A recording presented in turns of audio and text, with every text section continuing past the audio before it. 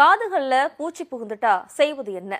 காதுகளுக்குள்ள பூச்சி புகுந்துட்டா செய்ய வேண்டிய முதல் உதவிகள் என்னென்ன தெரியுமா? தெரியாதவங்க தெரிஞ்சுக்கோங்க. காதுகள்ல சின்ன எறும்பு புகுந்துட்டாலோ அல்லது பூச்சி புகுந்துட்டாலோ அதன் குடைச்சல் நம்மள தொந்தரவு செஞ்சுக்கிட்டே இருக்கும். அதை எடுக்கிற வரைக்கும் நம்மளால இயல்பாகவே இருக்க முடியாதுதான் சொல்லணும். காது மிகவும் மென்மையான ஒரு உறுப்பு. அதுவும் நுண்ணிய ஓட்டை கொண்ட நுழைவு என்பதால அது பூச்சி அல்லது பொருட்கள் நுழைஞ்சாலும் எடுப்பது மிகவும் சிரமமாயிருக்கும். அப்படி எதிர்பாராத நேரத்துல ஏதேனும் நுழைஞ்சிட்டா காது வலி, காது குடைச்சல் தாங்க முடியாத வலியா மாறிடும். அந்த சமயத்துல முதல் உதவியா காதுக்குள்ள சிலர் தண்ணியை ஊற்றுவாங்க. ஆனா பூச்சிக்கு தேவையான ஆக்சிஜன் தண்ணீர்ல இருப்பதால சில பூச்சிகள் இறக்காது.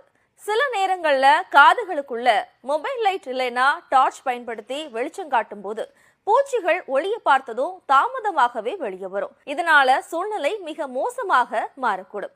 அதனால மிதமான சூட்டில் உள்ள தண்ணீர்ல உப்பு கலந்து காதுகளுக்குள்ள ஊற்றும் போது உப்பு கலந்த நீர் பிடிக்காம பூச்சிகள் விரைவில் வெளியேறி விடுமா.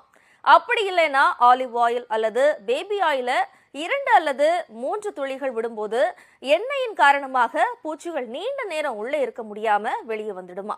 ஒருவேளை பூச்சி வெளியே வரலனா, இறந்த பூச்சிய எடுக்க முடியலனா உடனே மருத்துவரை அணுகுவது நல்லது.